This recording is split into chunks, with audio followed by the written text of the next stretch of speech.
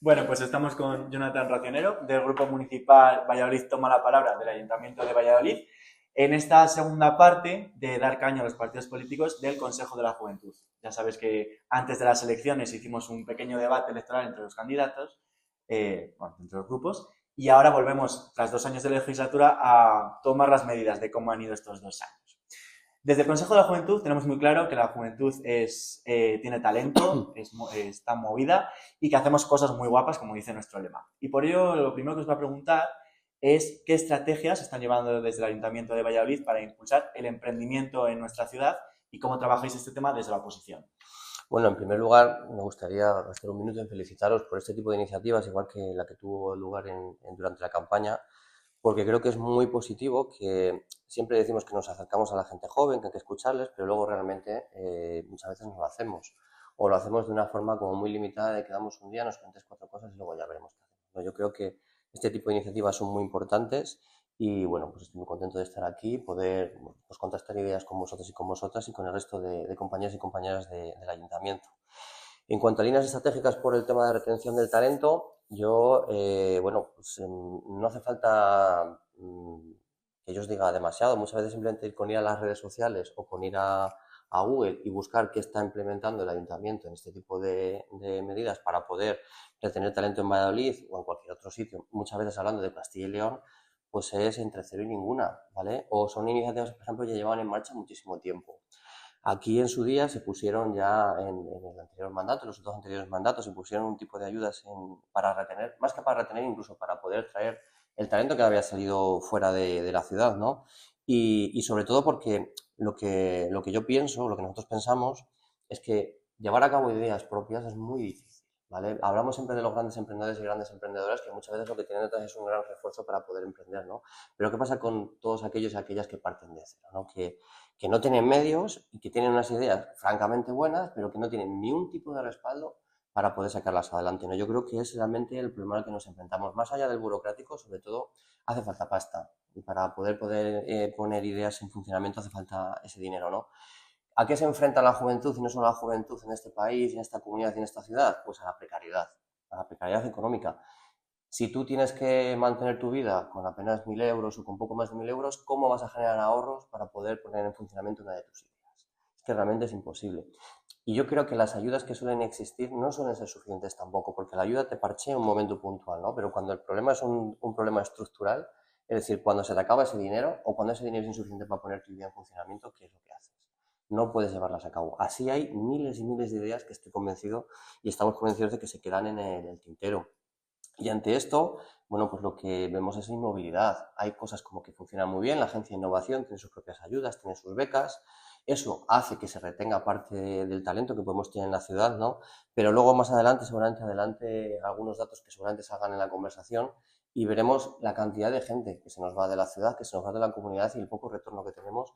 Y sobre todo, lo que más me preocupa es la expectativa que tiene la gente joven de poder quedarse en su ciudad, que es que realmente la expectativa es muy pequeña. Y la gran mayoría sabe que está estudiando para irse fuera, porque aquí no tiene ningún tipo de oportunidad, ¿no?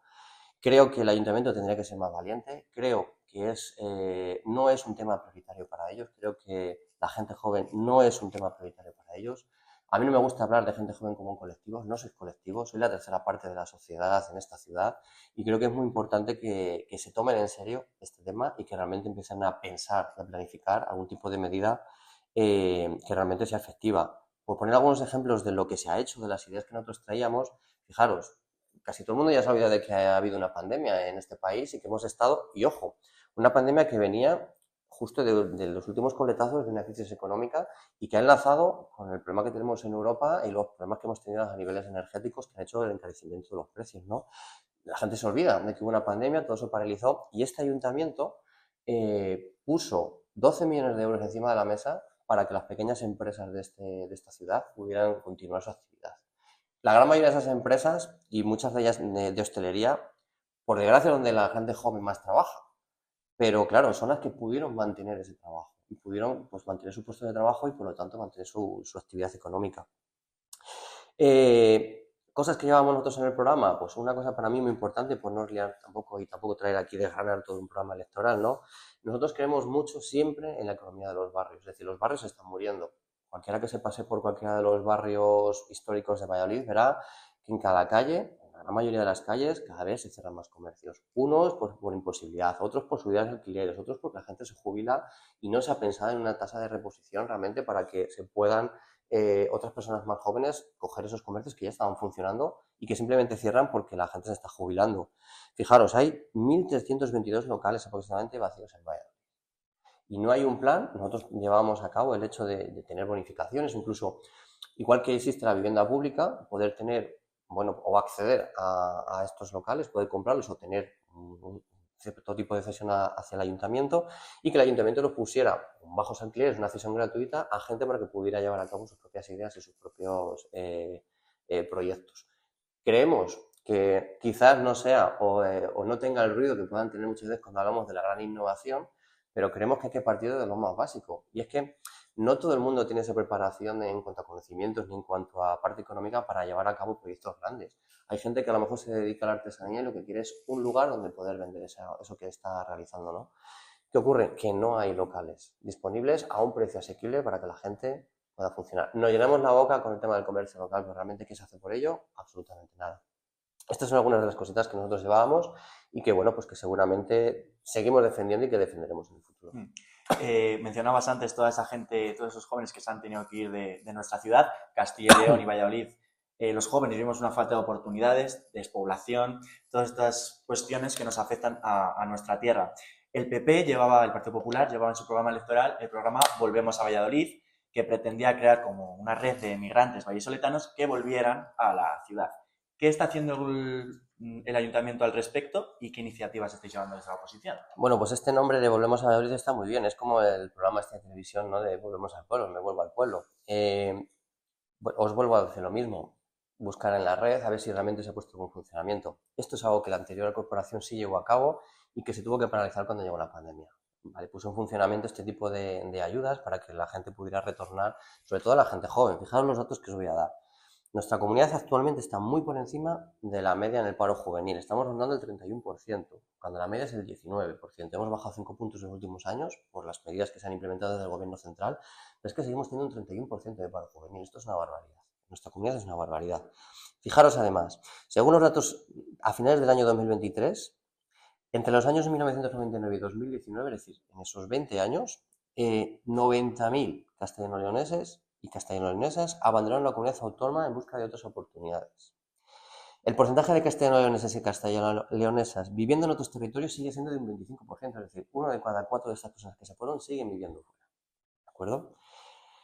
Cuando te sientas y hablamos con vosotros y con vosotras, que esto pues nos pasa muy a menudo, algunos también por temas laborales o por temas de ocio y tiempo libre, de compartir espacio con gente mucho más joven, fijaros, el 23% de la gente joven con la que hablamos, solo el 23%, 1 de cada 4, se quiere quedar en Valladolid. O sea, la gran mayoría quiere salir de Valladolid y no es que no se quieran quedar en casa, sino porque las oportunidades que se les ofrecen aquí es en un 70% comercio y hostelería.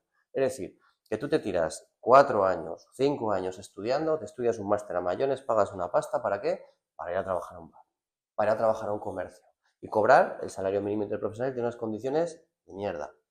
Hablando mal y pronto. Claro, cualquier persona que sepa que aquí no tiene proyección en el futuro, ¿qué es lo que hace? Intentar ir fuera. Pero eso hay que decir las cosas como son. Al final estamos invirtiendo un montón de fondos en la preparación y los conocimientos de las personas, que además Castilla es de las comunidades donde los informes dicen que tenemos a la gente más preparada y sin embargo se tienen que ir fuera porque no tienen oportunidades. Yo creo que si lo englobamos a nivel nacional, ha habido muchos años en los que mucha gente del país ha tenido que ir fuera y al final todo ese talento que hemos perdido lo ganan otros países que no han tenido que invertir un solo euro, ¿no?, en la preparación de estos chicos y estas chicas.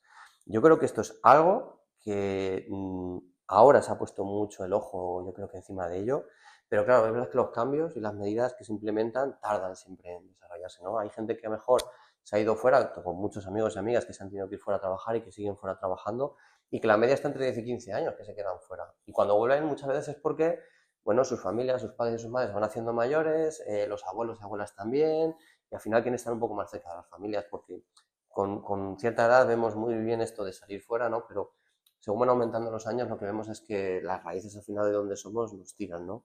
Y yo creo que está guay que esta gente que se ha formado aquí se ha ido fuera y se ha desarrollado profesionalmente tenga una oportunidad y tengamos la facilidad de poder ofrecerles lo que están haciendo y hacerlo aquí en su país, ¿no? Tengo algunos casos también conocidos de estos, pero son mínimos, son muy poquitos. La gran mayoría siguen fuera o siguen fuera de la comunidad y a mí me parece una verdadera desgracia y una verdadera pena que esto siga así. Como decíamos antes, este proyecto que lleva en el programa electoral, de momento no se ha puesto en funcionamiento. Se paralizó por el anterior equipo de gobierno en momentos de pandemia y es verdad que estamos ahora en un momento en el que esperemos, bueno, hay una concejala delegada, que no es una concejala única que tenemos para esta concejalía con el tema de juventud, y creo que está muy bien el abrir espacios para que la gente estudie, pero creo que tenemos que ir a los problemas estructurales. Esto es un problema estructural. El ayuntamiento tiene cierta competencia y yo creo que tiene que hacer y desarrollar medidas y proyectos para que esto, bueno, pues mitigar estos problemas lo antes posible. Lo repito, un 31% de paro juvenil y 1 de cada 4 personas que siguen manteniéndose fuera de Castilla y León y fuera de la ciudad porque no tienen medios para poder volver y desarrollar su actividad profesional. Para aquellas personas que se quedan en Valladolid, que se quedan en nuestra ciudad, el empleo es una de las cuestiones que nos hacen poder crear y poder tener un proyecto de vida. ¿Qué políticas está llevando el ayuntamiento en cuestión de empleo juvenil y qué medidas lleva a la posición? Pues mirar, no hace mucho, hace 3 o 4 meses yo creo que fue, coincidí con la concejala de Juventud y con la concejala de Educación y Cultura en un programa de la SER. Sabéis que se hacen debates todas las semanas, los martes, y hablábamos de políticas jóvenes, ¿no? Para jóvenes, ¿no? Y les dije, oye, ustedes están en el equipo de gobierno, ¿qué es lo que están desarrollando? Les lancé una pregunta, ¿no? ¿Qué es lo que están desarrollando ustedes en políticas de empleo y vivienda, que son, junto a la salud mental, los problemas que más preocupan a la gente joven? Y la respuesta fue, es que no tenemos competencia. O sea, no tienen competencia. Es verdad que las políticas de empleo y de vivienda a niveles generales pues, vienen del Estado, pasan por la comunidad autónoma, pero como un ayuntamiento no va a tener competencia, ¿no? Y claro, pues les puse un par de ejemplos en los que yo digo, bueno, si esto no es tener competencia, díganme ustedes qué es. Es verdad, no pueden elaborar y desarrollar proyectos e iniciativas que potencien y fortalezcan la formación y el empleo de los jóvenes. No pueden implementar medidas o proyectos para el acceso o facilitar el acceso a la vivienda a las personas jóvenes. Pues claro que pueden. ¿Cómo no va a poder un ayuntamiento hacer este tipo de cosas, no? Aquí quiero hacer un pequeño paréntesis porque es verdad que estamos hablando del ámbito municipal, pero sí que me gustaría hablar de lo que ha ocurrido en los últimos años en cuanto a las políticas de empleo a nivel nacional, porque creo que sí que es verdad que hay 2 o 3 cosas que son importantes que tengamos en cuenta y que es justo decirlas porque todo el mundo ya parece que se ha olvidado, pero es que en 2018 el salario mínimo interprofesional estaba en 736 euros. 736 euros. Estamos en 2024 y en 2024 el decreto lo que dice es que ahora vamos a tener que cobrar 1.134 euros. Estamos hablando de 400 euros más. Y de esto parece que la gente se ha olvidado. Claro, yo esta conversación la tenía con mi padre, ¿no? Porque decía, como dicen muchos de los medios de comunicación, que dicen, no, es que esto no va a ser insostenible, porque claro, una subida así que ha habido del salario mínimo, a ver quién va a poder pagar esto. Y yo decía, papá, digo, ¿lo que cobro yo? Digo, tú estás en contra de que las personas como yo, con ya mi edad, que yo ya tengo 42 tacos, no tengo 20 años, ¿no? En ese sentido. Estás en contra de que las personas pueden salir un proyecto de vida y que gente como yo, que tenemos un salario, que cobramos el salario mínimo prácticamente, no podamos aumentarlo, no podamos tener más autonomía. Claro, y cuando ya les pones el ejemplo concreto de lo que está cobrando un hijo, ¿no? Que es lo que está cobrando la gran mayor parte de la gente en este país, claro, las cosas cambian. Y se dan cuenta de que, yo siempre les digo, ¿cuántas veces me habéis tenido que apoyar? ¿Vale? Para muchas veces simplemente una avería en el coche. Porque con 700 euros, ¿quién podía ahorrar? ¿Alguien podía ahorrar? Salario mínimo, estamos hablando de una jornada laboral de 40 horas. Es decir, es que ahora cobras 400 euros más por el mismo trabajo. Esta es una de las medidas, pero es que actualmente lo habéis oído. Se desea bajar la jornada laboral. O sea, llevamos con 40 horas a nivel general muchísimos años. Y se intenta ahora bajar ese horario, ¿no? Incluso se oye el hecho de bajar de 5 días a 4 días. Es que estamos hablando de que son mejoras que además la gente joven en esto lo entenderéis. Cada vez más queréis emplear vuestro tiempo en vosotros mismos y en vosotras mismas, ¿no? Queréis emplear vuestro tiempo en vuestro disfrute. Que yo me parece lo más sensato. O sea, trabajar está bien, ¿vale? Pero es como quien dice, es algo que nos hemos autoimpuesto como seres humanos, ¿no? Y al final, muchas veces le damos prioridad al trabajo frente a nuestro tiempo, nuestra conciliación, nuestra familia, nuestros amigos, nuestros gustos. Y al final, todo este tipo de actividades las podemos desarrollar si tenemos un salario digno. Es decir, tenemos cierta estabilidad que hacen que yo no tenga que pensar en que estoy a día 5 y me quedan 200 euros para pasar el mes. ¿vale? Estas cosas se han ido mejorando a lo largo del tiempo, de estos últimos años sobre todo, pero todavía falta mucho camino por andar, ¿vale? Fijaros, ¿qué puede hacer el ayuntamiento por el empleo? Pues mirar, tenemos una plantilla que está muy recortada. Cada vez que hablas con un concejal o con una concejala de, oye, esto no lo saquéis adelante, oye, este proyecto se cae, oye, ¿qué pasa con esto? Que va con un retraso. Siempre dicen lo mismo. Es que no tenemos plantilla suficiente, nos faltan trabajadores, ¿vale? Muy bien, saquemos empleo público. Es verdad que durante un tiempo no se pudo hacer lo de la tasa de reposición, que era que la gente se jubile y no puede reponer sus puestos de trabajo, pero eso ya no existe, eso ya se ha eliminado, por lo tanto, vamos a reponer y vamos a elaborar ese tipo de propuestas para poder dar empleo público, que es un ayuntamiento directamente lo que puede hacer. ¿Qué estamos hablando? Que la anterior corporación aprobó por lo menos 300 plazas de oferta de empleo público. Sabemos que todas las concejalías tienen un montón de plazas disponibles y que necesitan cubrir para que los servicios sean efectivos, ¿vale? Hagámoslo. Esta es una de las primeras cosas que podemos implementar.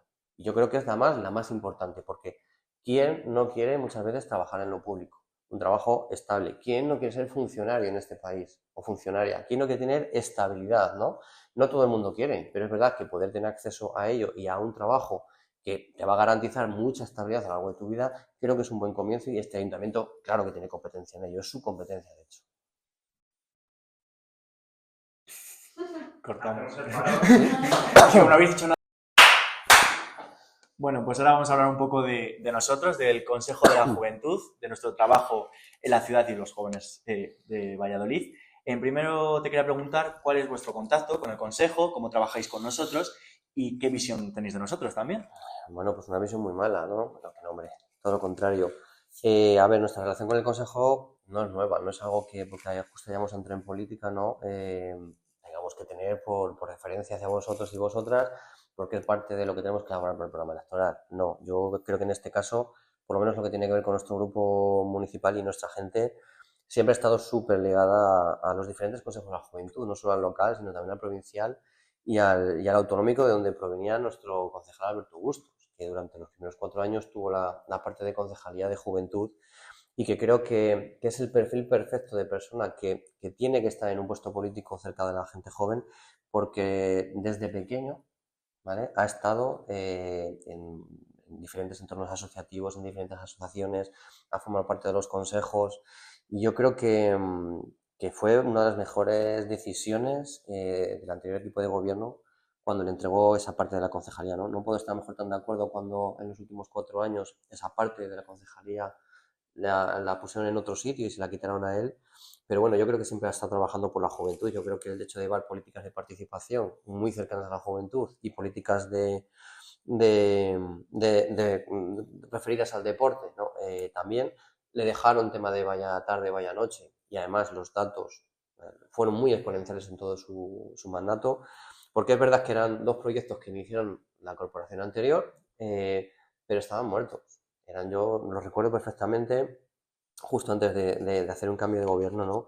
Que eran proyectos donde es que no participaba absolutamente nadie. Yo me acuerdo de unas sesiones que había de monologuistas, que también estaban dentro incluidos del Vaya Noche, y la media de edad éramos de 30 para arriba. O sea, quiero decirte que yo creo que le dio una vuelta, porque Bustos lo que tenía es que siempre, siempre, siempre lo que él decía, hay que estar en los barrios, hay que estar en la calle, hay que estar con la gente y escucharles. Y era una persona que no oía, sino que escuchaba, ¿vale? Escuchaba a la gente y yo creo que hacía mucho por intentar que las cosas se pudieran salir adelante. Fruto de ello fue la vuelta que tuvo el Vaya Noche en ese sentido, ¿no? Y la implementación del Vaya Tarde con actividades totalmente que salían muchas veces de los mismos colectivos, ¿no? Yo creo que eso fue un cambio súper importante y, y sobre todo quiero ensalzar esa figura de Alberto porque creo que le dio una vuelta a esto de la Concejalía de Juventud. En cuanto a Rocío y en cuanto a mí, porque yo soy una de las 2 partes que tenemos ahora en el grupo municipal, Rocío es la portavoz y hoy no ha podido estar aquí, me corresponde a mí pues estar aquí con vosotros. La relación de Rocío, pues fijaros, lleva en la universidad toda la vida. Entonces, encima en una universidad que es la de educación. Entonces, ha trabajado y sigue trabajando con personas jóvenes que se van a dedicar a lo social toda la vida. Entonces, quizás no haya podido estar muy ligada o tan ligada directamente con el Consejo de la Juventud, pero es que por ella han pasado miles de alumnos y alumnas que han tenido, muchos de ellos y ellas, relación con diferentes entidades juveniles de Valladolid y directamente con el Consejo de la Juventud. En cuanto a mí, pues es que yo tenía una relación con el Consejo de la Juventud en diferentes momentos de mi vida, por mi vida como voluntario y mi vida como laboral, y puedo decir que yo creo que la última reunión en la que está el Consejo Local ha sido en el año 2022, 2023, que iba ya simplemente de escucha con el partido al que yo representaba, ¿no? Pero porque creíamos y siempre hemos creído que teníamos que tener presencia, aunque solo fuera para escuchar qué es lo que ocurría en las reuniones del Consejo de la Juventud. Más allá de todo eso, hemos desarrollado actividades con ellos y yo la relación que quiero mantener con ellas ya no es porque ahora sea político y tenga la obligación de, es que creo que no es una obligación, sino que creo que hay que continuar con esa relación, hay que tener súper presentes, siempre estamos para lo que necesitéis. Creo que siempre cuando realizas actividades intentamos estar presentes, si no los dos, alguno de nosotros, y creemos que esa es la actividad y creemos que eso es lo que tenemos que seguir haciendo como de vosotras. La imagen que tengo de vosotros y vosotras, pues todo depende del periodo del año en el que estemos, pero si nos vamos al momento actual es que yo he visto que desde el año 2018-2019 el crecimiento exponencial que tiene el Consejo ha sido brutal. O sea, y no lo digo porque seáis vosotros y vosotras y estéis aquí y os tenga que bailar el agua, no, es que es así. Yo he vivido momentos del Consejo de la Juventud en que no íbamos ni para adelante ni para atrás y era más bien hacia atrás, y lo que he visto en los últimos años es, pues eso, que de repente llegáis y presentáis un proyecto de 200.000 euros con actividades durante todo el año o durante varios años. Eso antes no se hacía, ¿vale? Eso lo que hace es ver que realmente este consejo es más que un mero lugar donde se reúnen asociaciones juveniles una vez cada cierto tiempo para casi no tomar decisiones y simplemente que se informe, ¿no? Ahora no, ahora se toman decisiones, se llevan proyectos y hay gente y personal laboral que los desarrolla. Yo creo que eso es un cambio brutal y que no puedo estar más contento que con este hecho, ¿vale? Yo creo que más o menos así es un poco resumido, sin entrar muy al detalle de, bueno, yo creo que todos los años que llevamos cerca del Consejo de la Juventud. Bueno, pues seguimos hablando de nosotros y ahora vamos un poco a las cifras. Tras varios años con el presupuesto congelado, este año el Gobierno municipal ha aumentado la partida del convenio del Consejo Local de la Juventud de Valladolid hasta los 58.500 euros, un 5,5% más que antes. Es una pequeña subida, pero es menos de lo que, o sea, es más de lo que teníamos antes. Desde la oposición, ¿cómo ha sido el seguimiento de este tema? ¿Por qué nunca se ha subido en los años que estabais en el gobierno este presupuesto? Y si creéis que es suficiente. Vale, bueno, voy a empezar desde atrás hacia adelante. ¿Por qué quizás no se subiera el presupuesto durante los años anteriores? Yo creo que tiene que ver con justo lo que acabo de hablar, ¿no? La actividad del Consejo de la Juventud no tiene nada que ver con lo que hay ahora. Y yo creo que el modelo que tenían antes conllevaba, pues que entiendo yo que se estudiara y que se viera que con ese dinero era suficiente porque realmente no se veía que ante una subida pudieran desarrollar otro tipo de actividad diferente, ¿vale? Yo creo que estaban muy acostumbrados a lo que estaban desarrollando y no había esa capacidad, yo creo, de visión que a lo mejor han tenido otras juntas directivas en el presente o pasado más inmediato, ¿no? De querer crecer y que hacer las cosas distintas. Yo me voy por esos tiros. Siempre he dicho, no lo voy a decir ahora porque sea parte de este ayuntamiento y porque esté en la oposición, siempre me he quejado de que el Consejo de la Juventud tiene poco presupuesto. Siempre lo he dicho. Yo creo que sí. El Consejo de la Juventud tiene que ser el altavoz y es el altavoz de todas las entidades. A mí, cuando me siento en una reunión del Consejo de la Juventud y he llegado a ver 50 personas alrededor de todas las mesas que había ahí, que eso muy pocas veces lo he visto en el Consejo de la Juventud, hace ver que es un motor de cambio. Entonces, creo que con 55.500 euros mantener sobre todo personal laboral y un nivel mínimo de actividades es imposible. Creo que es inviable y más con las dificultades además que sabemos que tienen, ¿no? Sobre todo, pues estamos hablando de precariedad en el empleo y tenemos seguramente a trabajadores o trabajadoras en este Consejo de la Juventud que están cobrando casi lo mínimo, ¿no? Cuando creo que la actividad que desarrollan va más allá de su jornada laboral. Los conozco personalmente y sé la implicación que tienen y sé que echan muchas más horas, ¿vale? Igual que su presidente actual, igual que su presidente pasado, en el desarrollo de todas las actividades. Están pendientes del primer momento que tienen que elaborar el primer presupuesto hasta que tienen que incluso recoger todo y volver a entregarlo. Hacer las mismas, absolutamente. Es un trabajo técnico tan sumamente exhaustivo que esto tú vas a una administración pública y no están cobrando el salario que están cobrando estos chicos, ¿no? En este caso digo chicos porque son, creo que, dos chicos.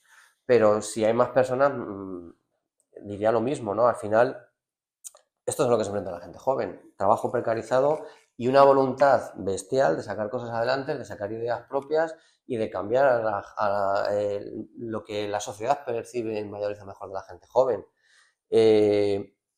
Lo llevo diciendo mucho tiempo. Lo que se hacía antes a lo que se hace ahora, ya no solamente en ferias, y no solamente por la cultura local de esta ciudad, que es que además son los que ponen realmente en movimiento la cultura local de esta ciudad y lo que realmente pone a los grupos y a la gente también cerca de la cultura y de la música, ¿no? en conocimiento del resto, que muchas veces no, si no nosotros no tenemos la capacidad, ¿no? de poder saber qué es lo que se está moviendo y qué es lo que está viendo la ciudad. Lo decíamos antes, habéis tenido la capacidad de presentar proyectos presupuestados, con iniciativas, con un montón de historias por 200.000 euros, 150.000 euros. Claro, dices, me han subido 3.000 euros, ¿puedo estar contento? No, porque eso, desde mi punto de vista, si yo estoy al otro lado, que es, oye, te acabo de presentar un proyecto súper elaborado, nos ha llevado 6 meses elaborar esto, es un proyecto súper potente y tú me subes 3.000 euros, es una falta de respeto. ¿Qué tiene que ver esta subida de 3.000 euros? ¿Qué me vas a financiar de los 100 o de los 200.000 euros que te he pedido? ¿Vale? Yo creo que hay que ser un poco más serios y más justos, y si tú pides a una entidad, a un ente que te elabore un proyecto de sus ideas, que le ponga una cifra y vamos a sentarnos a ver cómo podemos llevar, mejor no el 100%, pero una parte importante adelante, bueno, subir 3.000 euros, cuando sabemos que más que el global de lo que has podido subir a toda la parte joven de la ciudad es menos porque les has quitado parte de las ayudas a las acciones juveniles, pues es engañar a la gente, ¿vale? No sé qué pasará este año, no sé si realmente os habéis podido sentar a negociar presupuestos con la actual concejal, pero creo que debería de hacerlo y debería de partir por su parte el hecho de sentarse con vosotros y decir, venga chicos, chicas, vamos a ver cómo le damos un empuje a esto, más allá de que yo tenga un interés propio político en que se vea lo que está haciendo el Consejo de la Juventud.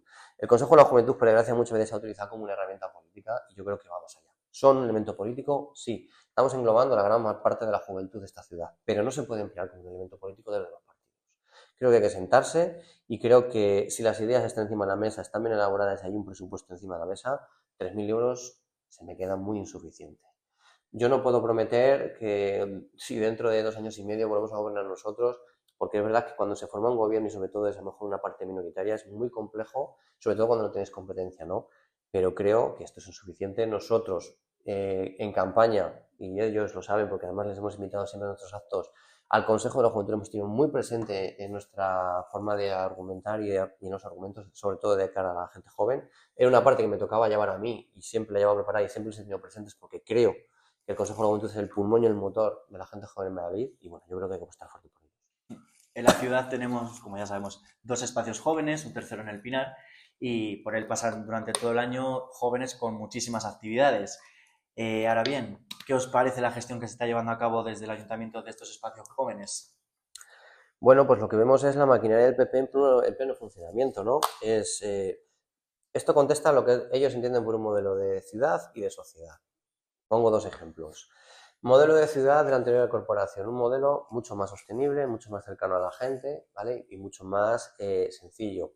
Con políticas, por ejemplo, de movilidad muy cercanas a la gente, de lo que quiera devolver el espacio público a la gente. Porque el espacio público, cuando se lo devuelves a la gente sale a la calle y lo ocupa. Es lo eso, y participa en las cosas, ¿no? Modelo actual, todo lo contrario. Un modelo basado en el motor, en los coches, en la circulación y en el requerimiento del coche como la parte principal de que tiene que ser la ciudad. Bueno, creo que es un modelo equivocado.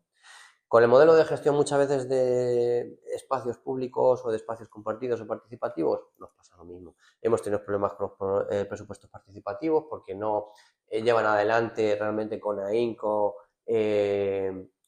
todas las ejecuciones que tienen que hacer los presupuestos participativos. Vemos que tuvimos muchos problemas con las subvenciones que se daban a las acciones de teatro, que son, ya os digo, eran ayudas de 400 euros para que puedan desarrollar todo su programa teatral a lo largo del año en Valladolid, y tuvimos que reclamarlas porque se las habían eliminado, porque bueno, el comentario era simplemente el hecho de, bueno, es que alguna vez hay que hacer las cosas gratis, ¿no? Bueno, es que 400 euros para elaborar una obra de teatro ya lo están haciendo gratis. O sea, al final esto era pues a lo mejor parte del vestuario o parte de incluso del transporte para poder llevar las cosas y hacer ese tipo de obras, ¿no?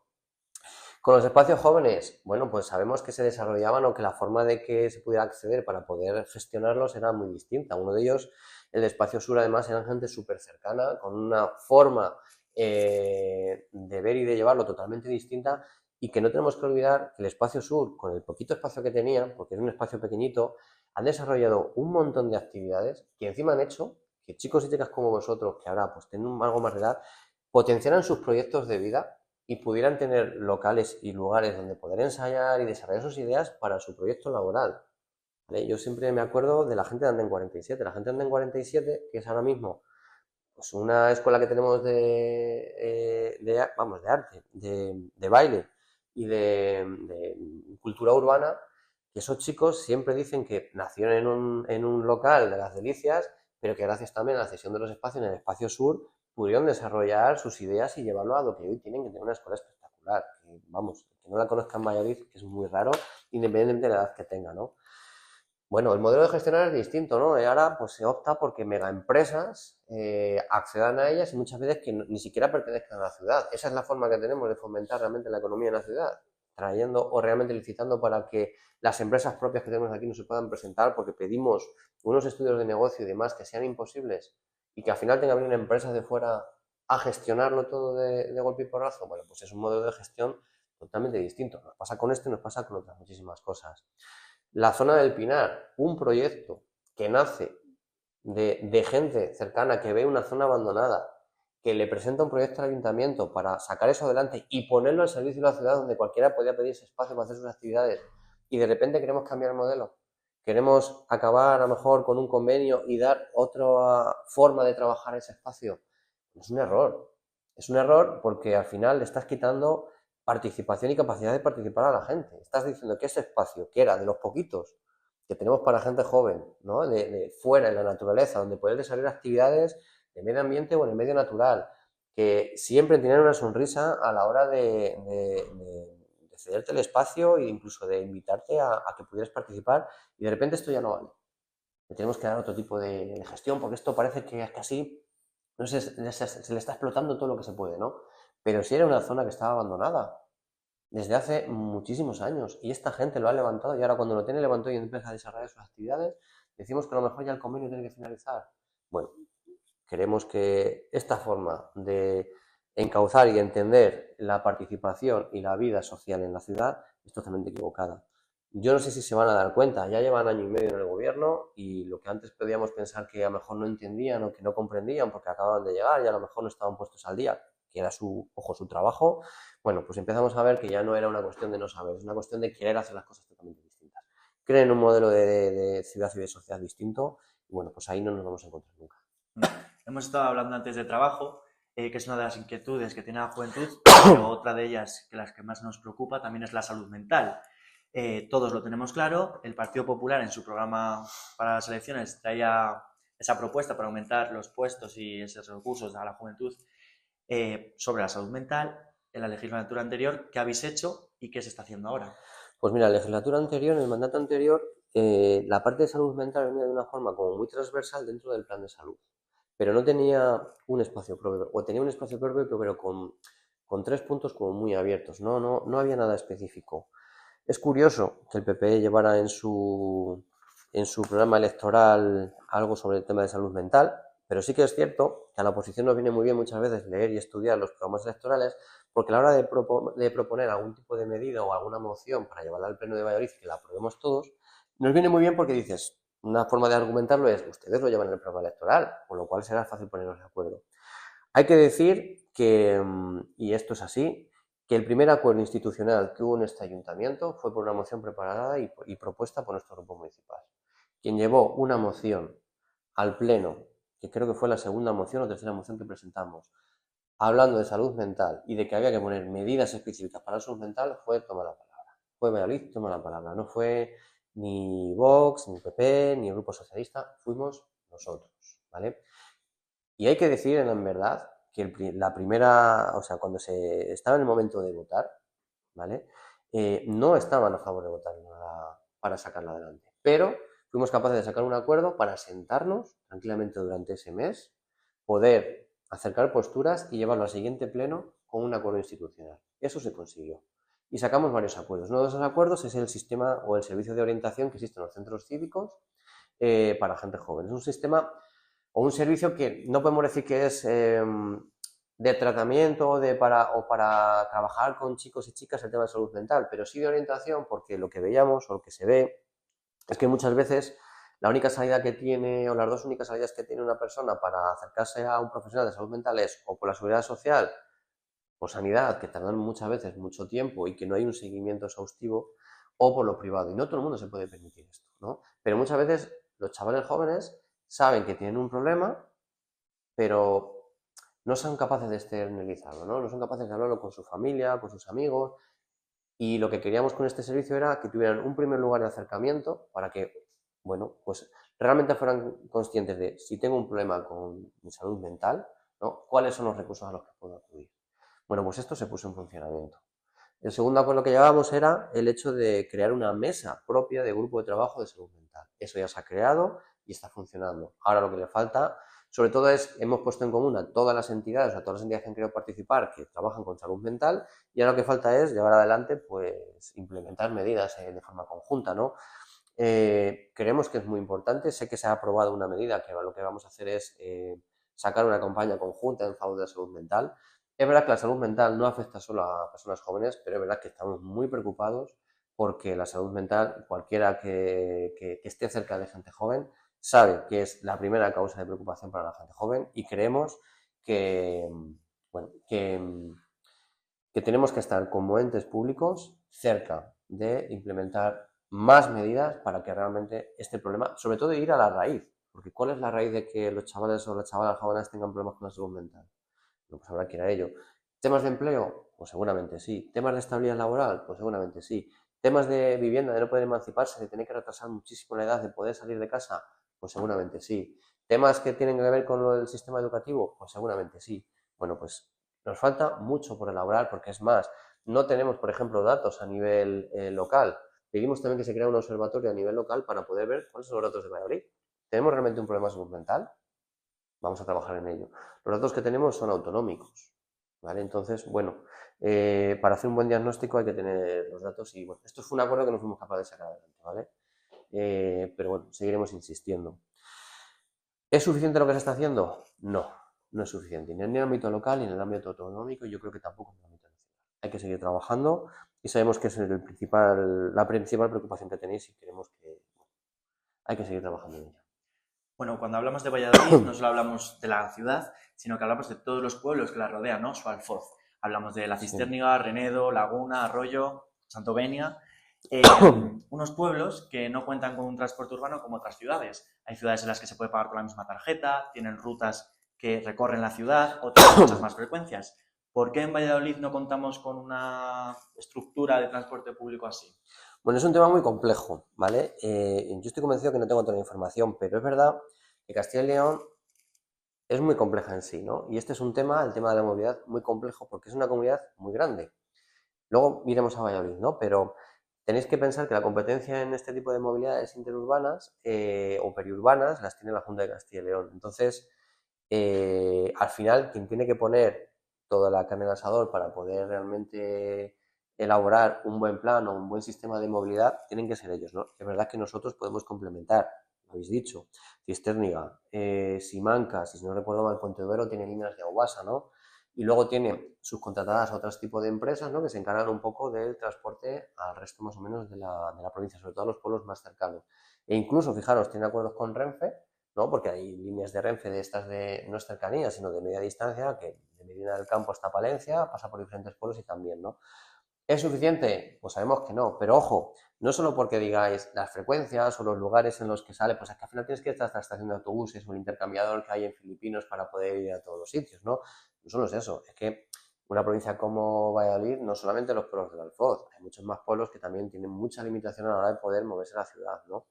Es un tema complejo porque también hay que ponerse en la perspectiva de los pueblos. Los pueblos quieren que la gente de su entorno venga a la ciudad, pues seguramente no. Seguramente quieran retener a su gente dentro y que las cosas las actividades y demás las desarrollen en el propio pueblo, ¿no? Por eso os digo que estoy de acuerdo en que hay que facilitar la movilidad colectiva, porque además creo que Europa está yendo hacia ello. ¿Por qué?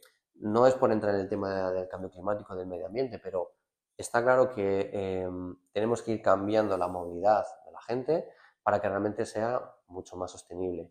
Esto implica que el transporte público tiene que ganar muchos enteros. Yo creo que desde el gobierno central, desde Europa e incluso yo creo desde las comunidades se está haciendo. Creo que el Ayuntamiento de Valladolid ha sido durante estos últimos 8 años vanguardista en este tipo de medidas. O sea, esto de llegar y coger y poner muchos carriles solamente exclusividad para taxis y transporte público de Aubasa, renovar un 70% de la flota con vehículos eléctricos o de nueva generación, el sistema Viti. Veníamos de un sistema de bicicleta que estaba obsoleto y que nadie usaba, porque era un sistema que estaba además subcontratado con una empresa que no funcionaba, ¿vale? A un sistema que cada mes aumenta las cifras. Aumentan las cifras de personas que se suscriben y de personas que usan sobre todo el tema eléctrico, ¿no? Se ha llevado ahora, ¿no? Ahora que ya estaba contemplado el llevar a otros lugares del Alfoz las bicicletas, pues eso se ha llevado, se va a llevar a Zaratán, a Santovenia y la Cisternia, ¿no? Bueno, pues yo creo que se apostó mucho en su día por otro tipo de movilidad distinta y que estamos haciendo un retorno. Cuando nos dicen, no, es que no estamos haciendo más carriles de bicicleta, es cierto, con fondos europeos que se habían pedido ya con anterioridad. Es decir, el único proyecto que podemos decir que están elaborando de forma propia es el de Isabel la Católica, que están quitando un carril, ¿vale? Para hacer otro, por una parte, que le quite espacio. De hecho, cuando dicen, no, es que no estamos quitando un carril, estamos cambiándolo. Cuidado, seamos sensatos, porque dices, el carril actual por donde iba, carril de carretera. Le quitas espacio al vehículo privado para dárselo a la gente. Y le estás cambiando y estás quitando un cacho de espacio que la gente paseaba, que es espacio público. Entonces, que no nos engañen cuando dicen, no, no, solo estoy haciendo una modificación. La modificación es sustancial. Estoy quitándole espacio otra vez a la gente para devolvérselo al vehículo privado. Con esto hay que tener mucho cuidado y os voy a dar una cifra. El 70% de la ciudad está pensado para el coche. Es espacio privado, no es espacio público. Solo el 30% es espacio público.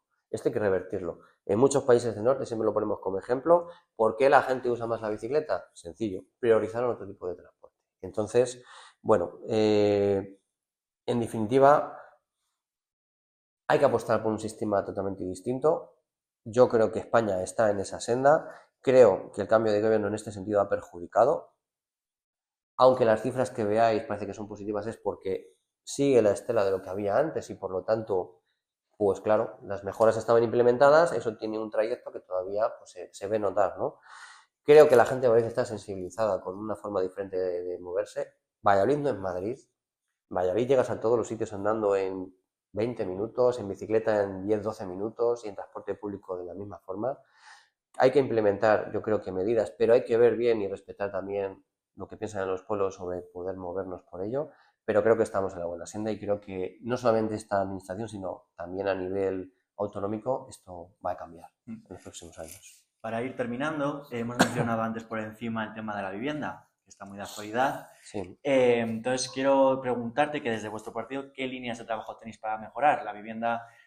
No tenemos sitio los jóvenes para crear un proyecto de vida. Vamos a cortar otra vez. Vale.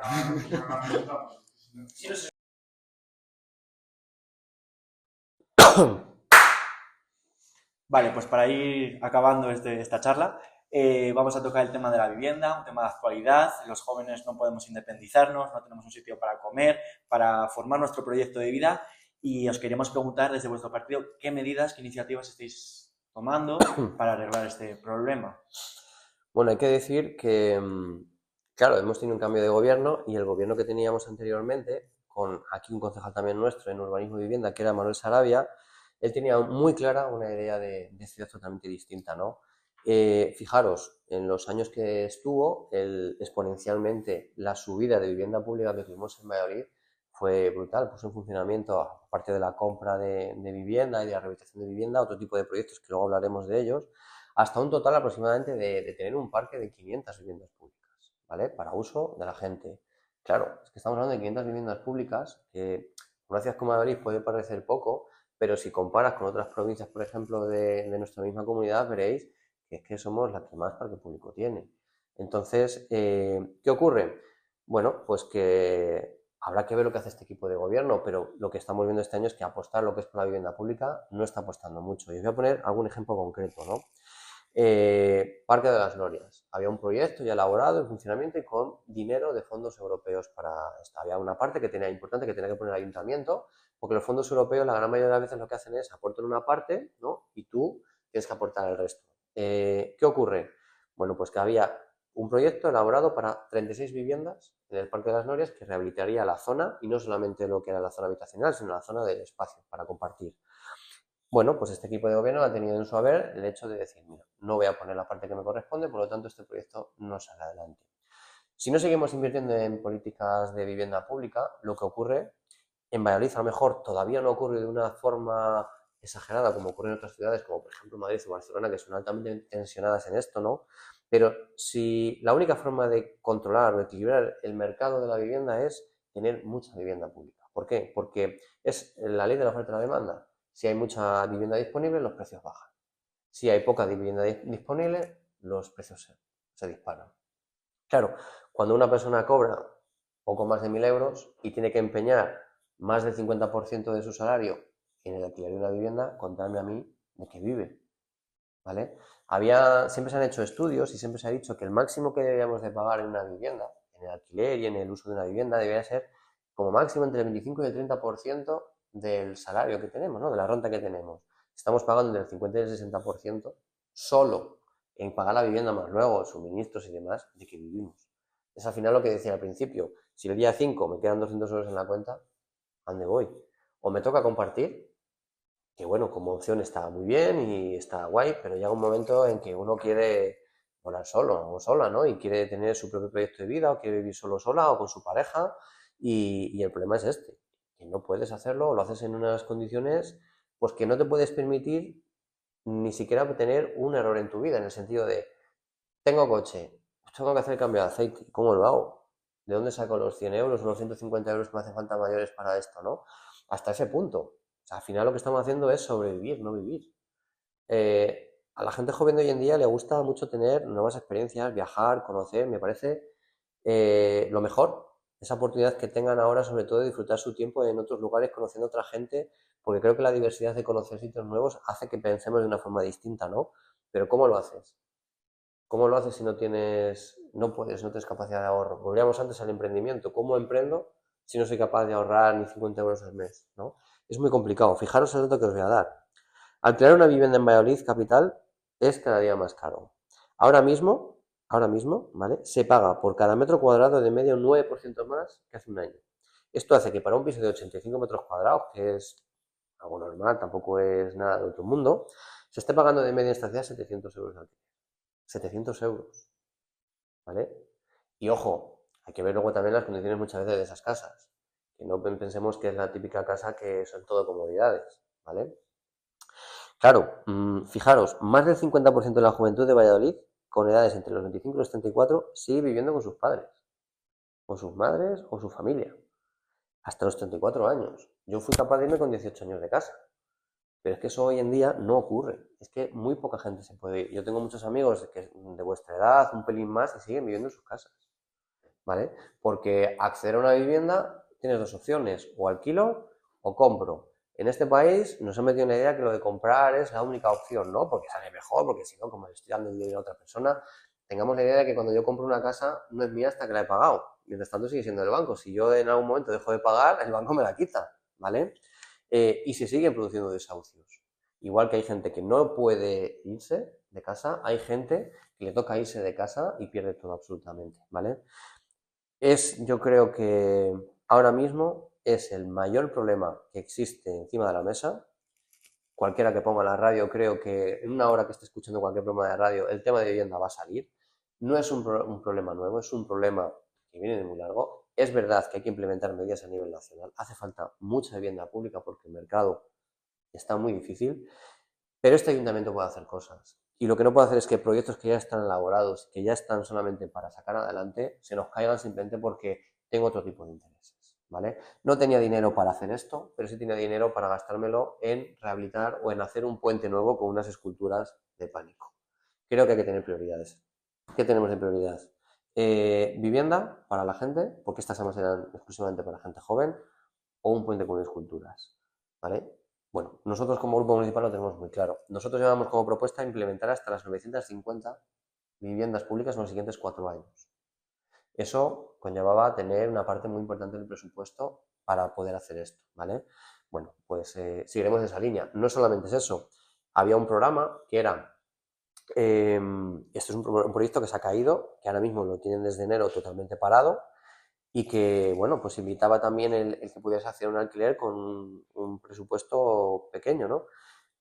Yo soy dueño de un piso y, bueno, hablo con el ayuntamiento, tiene un programa que se llama el Proyecto ALBA y yo se lo cedo.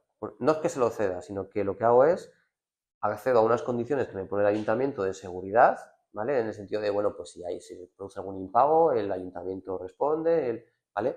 Pero a cambio, él me impone el tener unas condiciones y un precio máximo de alquiler. De esa forma, el dueño no pierde el piso sigue siendo suyo, no se lo ha vendido al ayuntamiento, pero llegan a un acuerdo para que se ponga en el mercado de una forma, en el mercado de alquiler de una forma accesible a la gente, con unos máximos, ¿no? Bien, con esto teníamos más de 70 viviendas. Claro, eso implementaba este parque de vivienda, ¿no? Ahora mismo, pues se ha parado desde enero, esto no se lleva a cabo y no sabemos, cada vez que preguntamos por ello, pues de momento dicen que no van a sacarlo adelante. Claro, es la única forma de que realmente los precios se puedan mantener, teniendo mucha vivienda en funcionamiento y de carácter público donde tú controlas esa parte del mercado. Esa era la apuesta de Manuel Sarabia. Manuel Sarabia, si no habéis tenido nunca la ocasión de escucharle en alguna ponencia o tal, merece la pena escucharlo. Tenía una idea totalmente distinta de lo que debe ser una ciudad.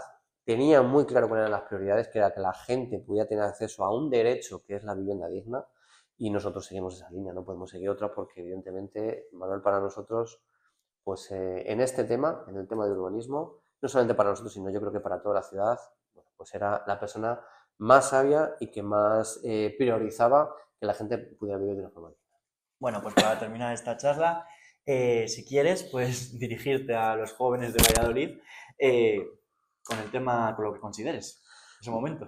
Bueno, yo siempre digo que me sigo considerando joven. El ser joven no es un estado físico, sino un estado mental, ¿no? Pero es verdad que, bueno, en muchos aspectos, es verdad que la edad te hace ver las cosas de forma distinta. Y me da rabia hacerme mayor y quedarme un poco atrás, ¿no? de algo que para mí ha sido el centro de mi vida, ¿no? El trabajar con infancia y con juventud. No sé si hubiera un cambio de gobierno, si tendría la suerte o vosotros la mala suerte, no lo tengo claro, ¿no? De poder entrar en una concejalía en la que pudiera tener, poder trabajar con la gente joven. Para mí fue uno de los pasos para presentarme en política. Siempre, yo he sido una persona que me he quejado siempre mucho. Cualquiera que me conozca sabe que yo no he hecho más que quejarme toda mi vida de cómo estaban las cosas y tal, ¿no? Y creo que tiene que llegar un momento en el que des un paso más allá. No vale solo con quejarse, hay que tomar las riendas del asunto y realmente la política, por desgracia o por suerte, es la que puede cambiar las cosas. Lo primero que me gustaría hacer es animar a la gente que estáis en los consejos, que yo creo que son gente que le gusta participar y que realmente hace esa acción política, ¿no? Pues la política no habla de partidos, no tiene que ver con partidos, tiene que ver con el querer cambiar y mejorar las cosas de tu entorno. Yo creo que lo primero es haceros un llamamiento a que deis un paso adelante, a aquellas personas que se vean con ello y que aunque tengan miedo, para eso también estamos ciertos partidos, ¿no? Para poder facilitaros, mostraros a lo mejor el camino e intentar guiaros un poco por esta senda, porque es verdad que la calle es muy importante, salir a la calle, manifestarse en la calle, estar en la calle es muy importante, lo habéis demostrado cuando la gente dice, la gente joven no sale a la calle, mentira, ¿cómo que no sale a la calle? Luchas feministas, ¿quién son el grueso de lo que hay en la calle? Gente joven. Problemas ambientales, todo lo que hubo en los movimientos sobre medio ambiente y cambio climático que hubo antes de la pandemia, ¿quién salió a la calle?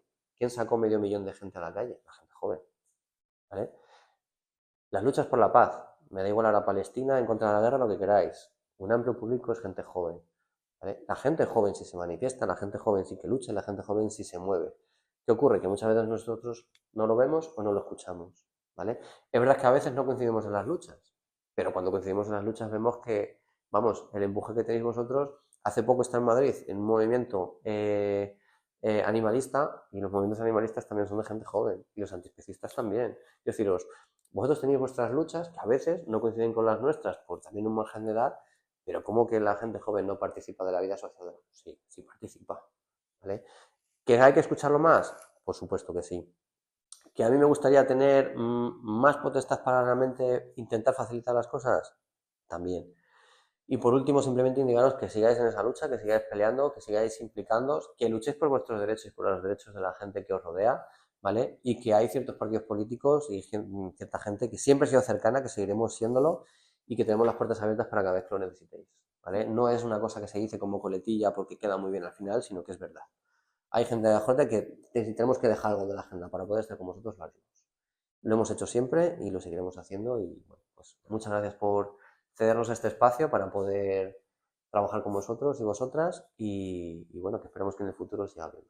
Bueno, pues acabamos aquí la charla. Jonathan Racionero, perdón, de concejal de Valladolid toma la palabra. Pues muchas gracias por estar este rato con nosotros. A vosotros, muchas gracias.